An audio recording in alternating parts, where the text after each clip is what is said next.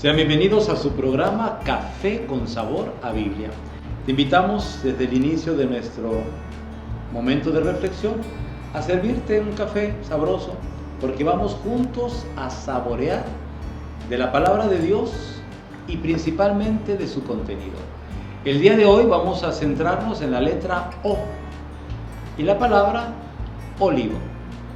La Biblia, a lo largo de todos sus pasajes, siempre hace referencia a símbolos de paz, símbolos de bienestar, de progreso, de superación, de bendición de Dios, y todo los asocia con los olivos.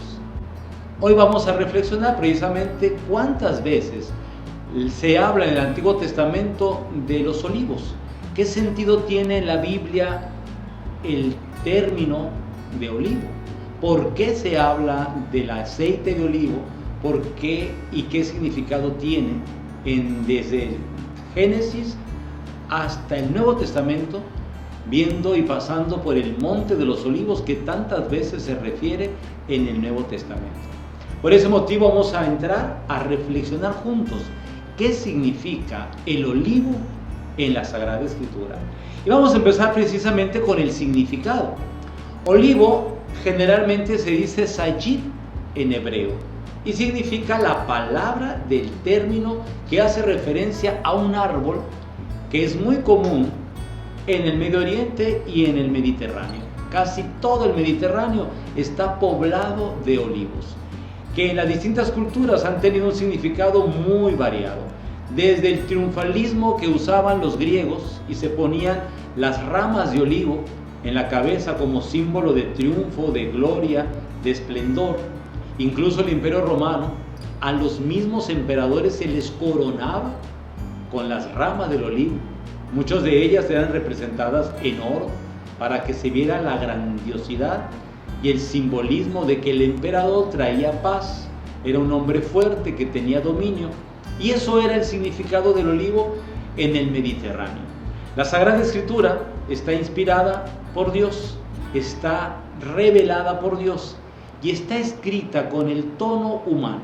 Y en el tono humano del Mediterráneo el olivo es algo fundamental, porque es una planta de alimento, es una planta medicinal, porque el aceite mismo es consumo, es higiene, es salud, y tiene un sentido también de reino y de consagración. Por eso vamos a ver muchos símbolos que tiene el olivo.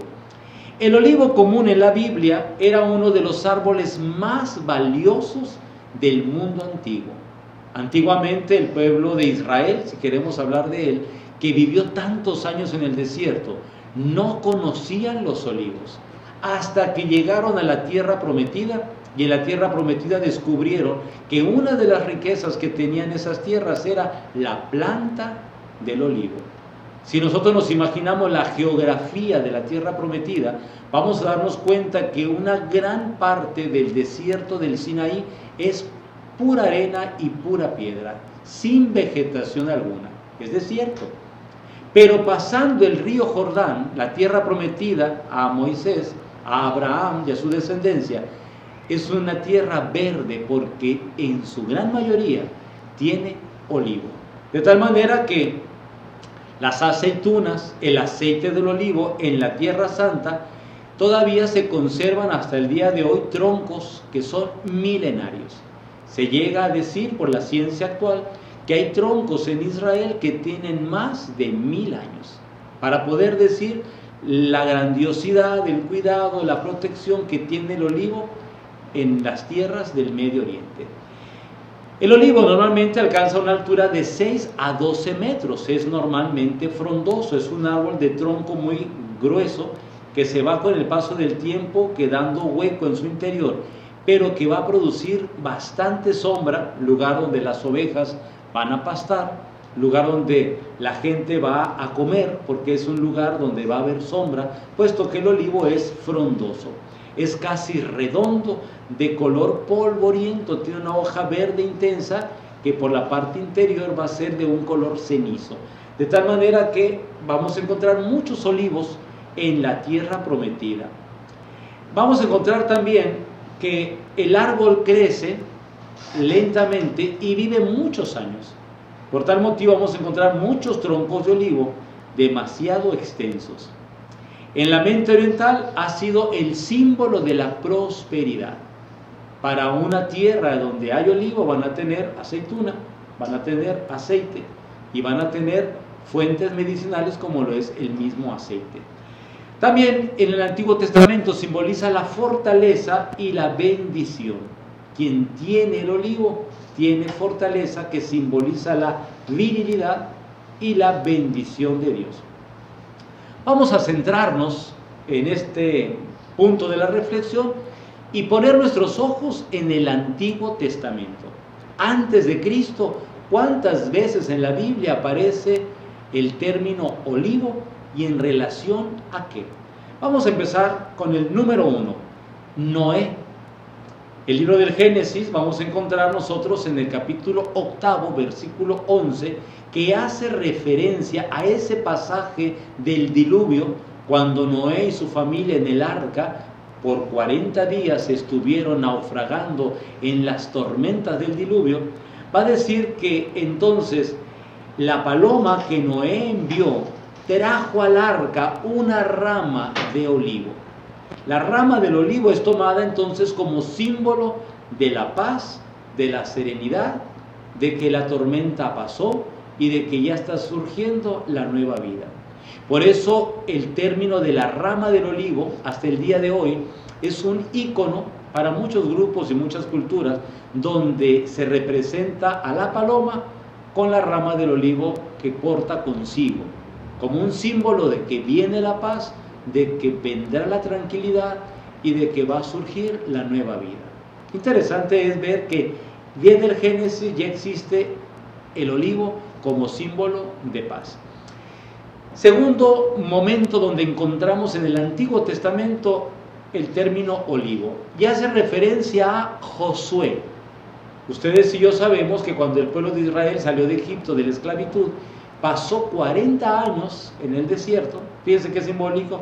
Con Noé fueron 40 días, con Moisés fueron 40 años, y terminado el tiempo de pasar por las tierras del desierto, se les prometió una tierra que emanaba leche y miel.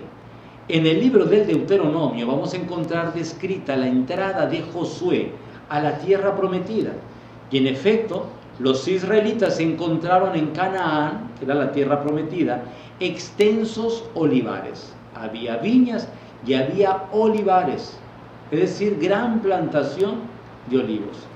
Había bosquecillos o bosques completos de olivos, que fueron el botín que tomaron como promesa a los israelitas por haber entrado a la tierra de Canaán. Eso lo encontramos en el libro del Deuteronomio, capítulo 6, versículo 11. Qué importante era para aquella gente que por 40 años había comido hierbas del desierto o el maná que Dios les daba todos los días. Imagínense 40 años después poder probar un fruto que pudiera ser carnoso, que pudiera ser jugoso y que además podía producir el aceite con el cual se iba el pueblo a alimentar. Hasta el día de hoy el aceite de olivo que se vierte sobre el pan va a tener un sabor extraordinario. Si el pueblo olvidaba a Dios, entonces sus olivares dejarían de producir y caerían sus frutos. Deuteronomio 28, 40.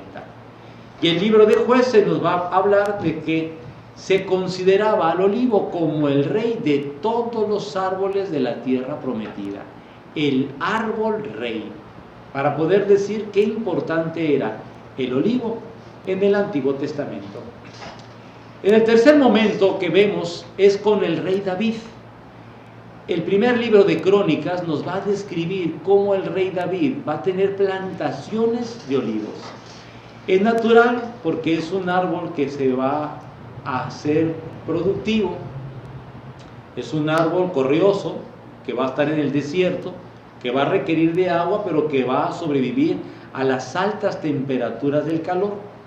Es un árbol que va a tener una grandiosidad en su extensión, porque es un árbol que se produce, que se puede injertar para que el olivo pueda ser cada vez de mayor calidad. Y encontramos entonces que crece en terrenos rocosos, pero hay en el tiempo del rey David plantaciones extensas de olivos. Lo encontramos en 1 de Crónicas capítulo 27 y 28. Su fruto es la oliva o la aceituna, como lo conocemos, que es rica en aceite. Es de un color verde y cuando ya madura se pone en un color negro.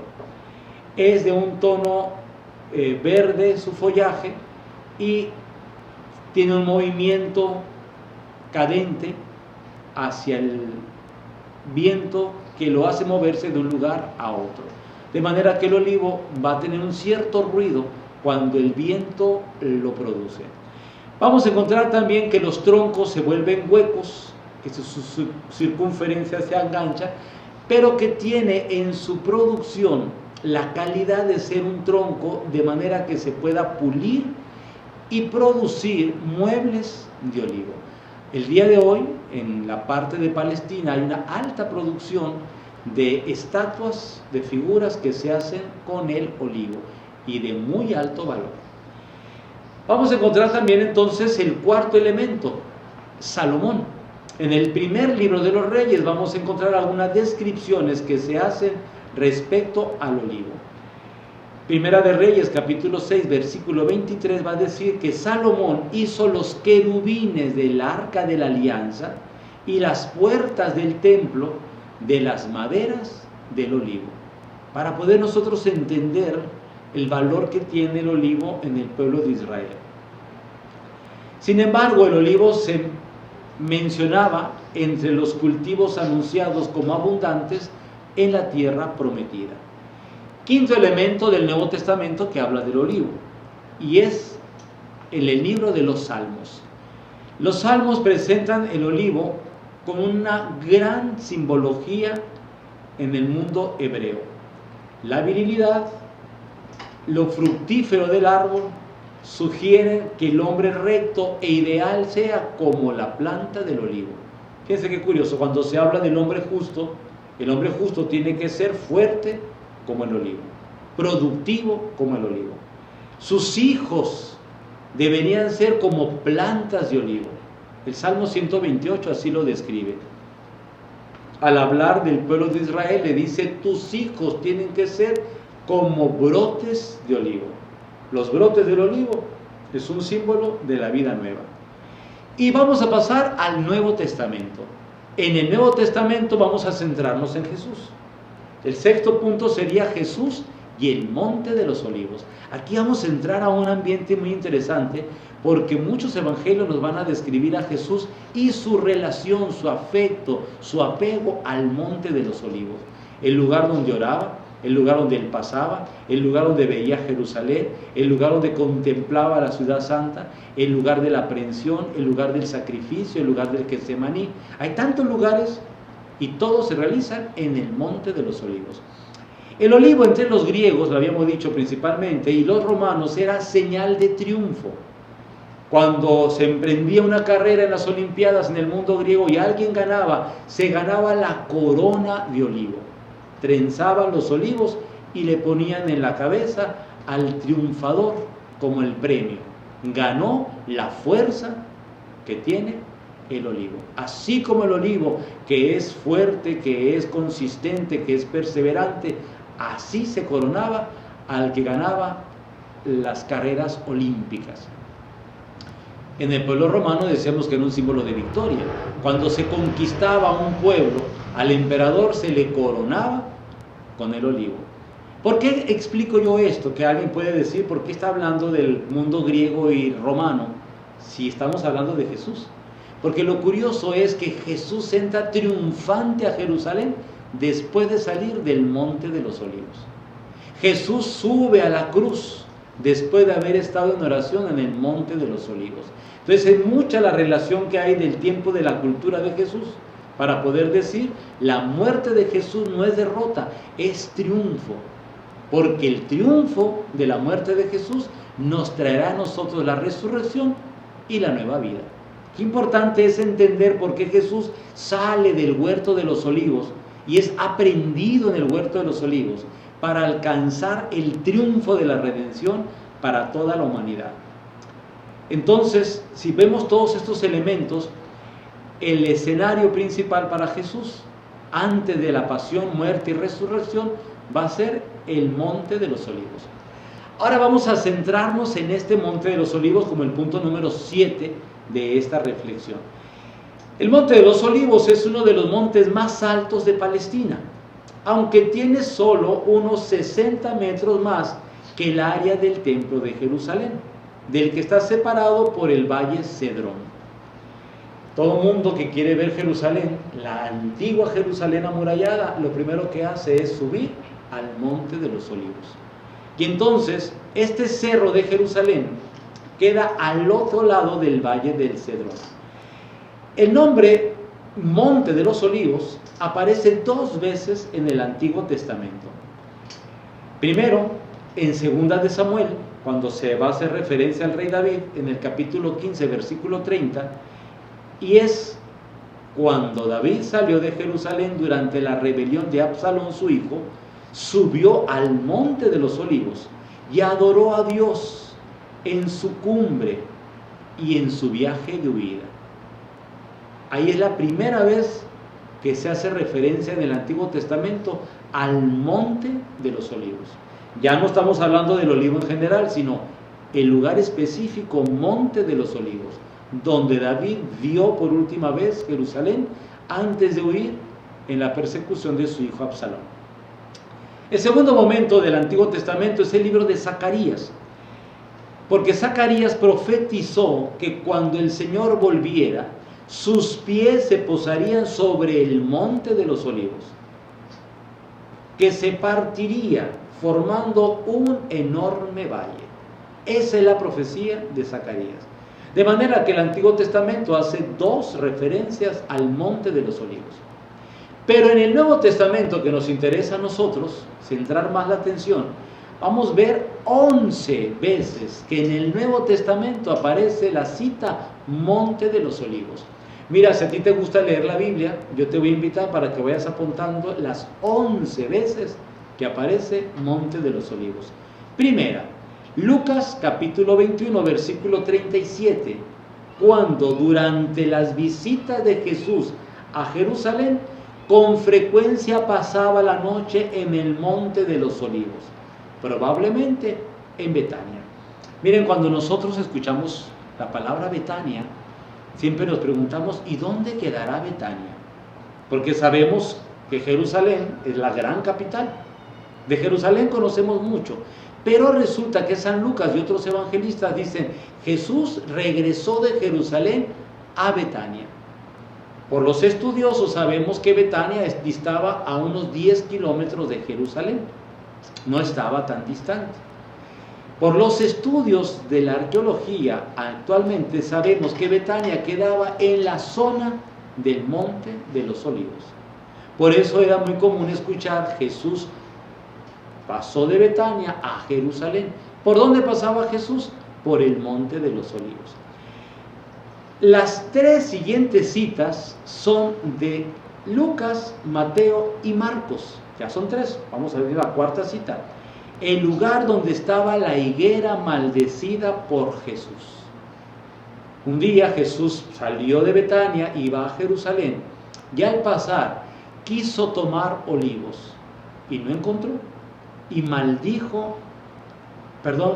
quiso tomar higos y no encontró higos en aquella higuera que estaba en el Monte de los Olivos, y maldijo la higuera. Cuando regresaron de Jerusalén, van a decir los sinópticos, encontraron la higuera seca. ¿Por qué? Porque el Señor fue a buscar frutos y no encontró. Y a partir de ahí viene una enseñanza evangélica donde se dice que tenemos que dar frutos porque nadie sabe ni el día ni la hora donde el Señor pase por nuestra vida. Entonces la higuera que se secó es en el Monte de los Olivos. Y 3 evangelios nos hacen cita de ese episodio cuando Jesús buscó higos en la higuera, en el Monte de los Olivos. La siguiente cita es en San Mateo, capítulo 24, versículo 3. comenzó su célebre entrada triunfal a Jerusalén desde el Monte de los Olivos, y sobre él dio su gran sermón acerca de su segunda venida y del fin del mundo. Qué importante es ver por qué Jesús enseña desde el Monte de los Olivos. Y miren, tenemos que hacernos una imaginación de que estamos sentados en algún lugar de ese monte, que está lleno de olivos hasta el día de hoy, muchos de ellos del tiempo de Jesús. Y desde ahí se ve perfectamente toda la ciudad antigua de Jerusalén. En tiempos de Jesús, desde ahí se podía ver la Torre Antonia, el templo, desde ahí se veía la Torre de David, desde ahí se veía el Monte Sión. Vamos a imaginarnos un poco que estamos ahí. Por eso Jesús desde ahí vio Jerusalén e hizo una gran profecía. Fíjense que en el Evangelio de San Mateo, capítulo 24, versículo 1, va a hacer referencia a esa profecía de Jesús. El sitio donde él profetizó la destrucción del templo, la ruina de la ciudad y el fin del mundo. Ahí es el sufrimiento de Jesús. Mateo 26, del 30 al 31, va a hablar también de este sufrimiento de Jesús. Y el comienzo en el huerto, a las faldas del Monte de los Olivos, cuando Jesús lloró delante de Jerusalén. Jerusalén, Jerusalén, que asesinas a tus profetas. Y es interesante ver que a un lado del Monte de los Olivos estaban las tumbas de los profetas. Hasta el día de hoy es un cementerio judío, el más caro del mundo, porque todo buen judío quiere ser enterrado ahí, en el lugar donde se entierran a los profetas, para que a la venida del Mesías ser los primeros en entrar a la Tierra Santa. El día de la resurrección, la venida gloriosa del Mesías, y poder entrar primeros a la Tierra Santa. Es una gran discusión, porque igual los musulmanes quieren ser los primeros en entrar a la Tierra Santa de Jerusalén cuando llegue Mahoma. De tal manera que vamos a encontrar tumbas judías y tumbas musulmanas. Es un conflicto religioso. Los cristianos no coincidimos tanto en eso. Nos conformamos con estar en el Monte de los Olivos, el lugar de la oración de Jesús. Y ahí precisamente San Lucas en el capítulo 19, versículo 41 dice, es el lugar donde Jesús lloró sobre Jerusalén. Hasta el día de hoy está un templo muy hermoso donde Jesús lloró viendo Jerusalén. En el mismo Monte de los Olivos hay un templo grande, muy antiguo, que es el templo del Padre Nuestro.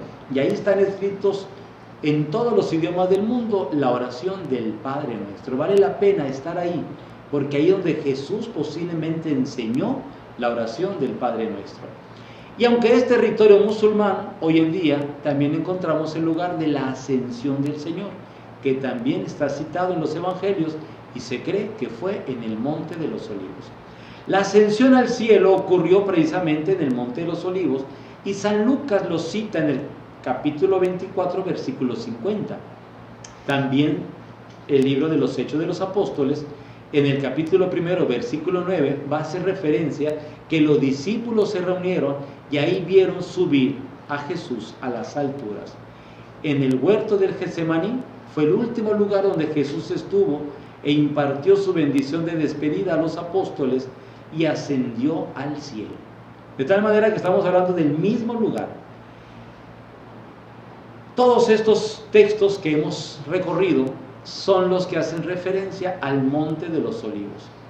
La piedad popular y el cristianismo hasta el día de hoy hacen peregrinaciones para estar en el Monte de los Olivos, celebrar la Eucaristía en ese lugar, rezar el Padre Nuestro que enseñó Jesús a los apóstoles, poder ir a Betania, la casa de Lázaro, María y Marta, que queda cerca del Monte de los Olivos, y todo ese lugar de la Tierra Santa.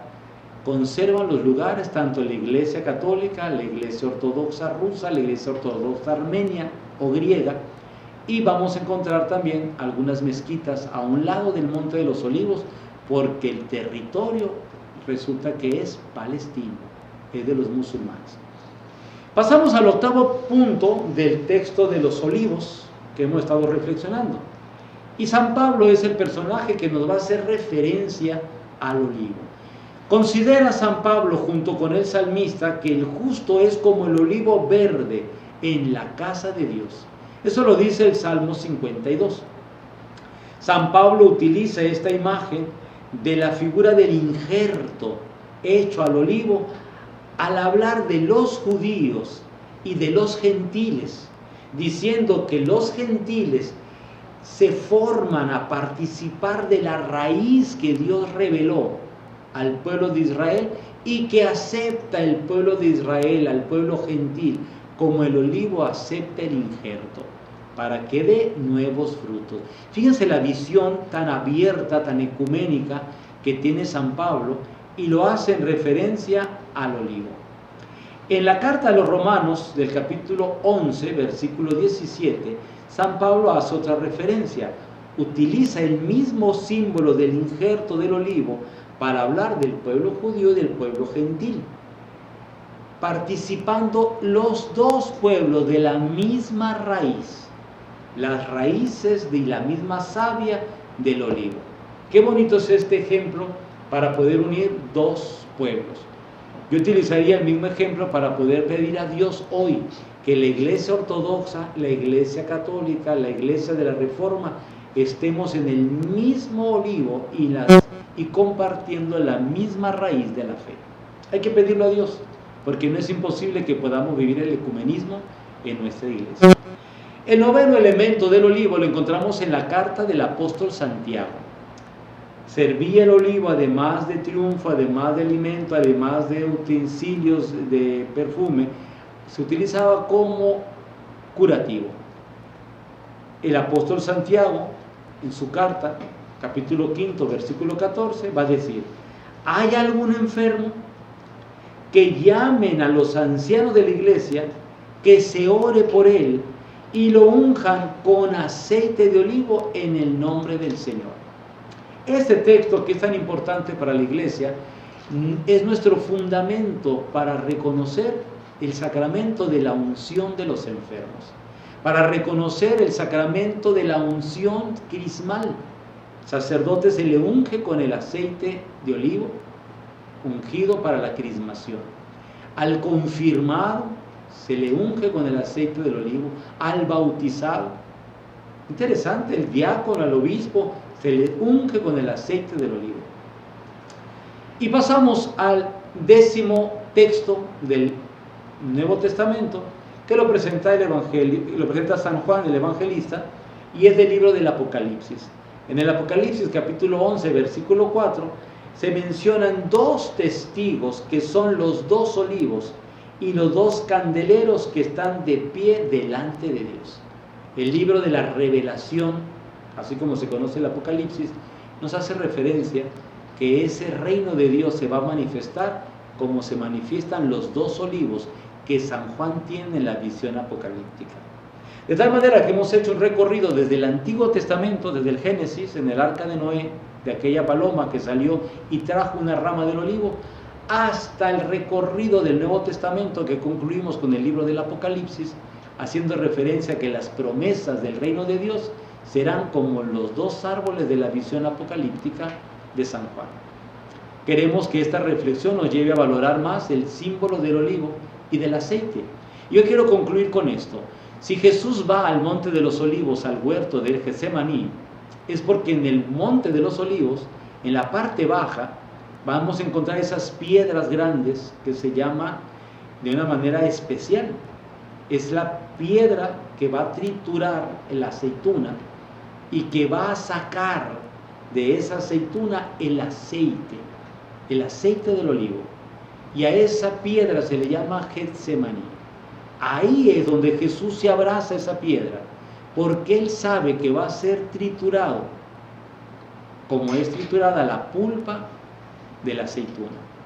Y del aceite que va a salir, es un aceite virgen, pero el aceite que va a salir de Jesucristo es el aceite mesiánico, es decir, el aceite de la unción. La muerte cruenta de Jesucristo nos va a traer a nosotros los cristianos la redención. Y con el aceite del olivo es como esa redención la recibimos el día de nuestro bautismo. Con ese mismo aceite se nos unge en la cabeza cuando vamos a partir de este mundo a la patria eterna, al reino de Dios.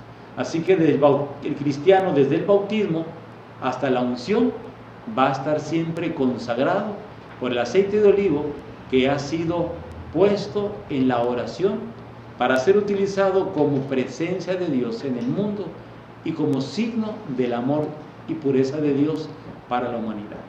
Ojalá que al estudiar este texto de los olivos nos ayude a valorar más el simbolismo de ser ungidos por Dios.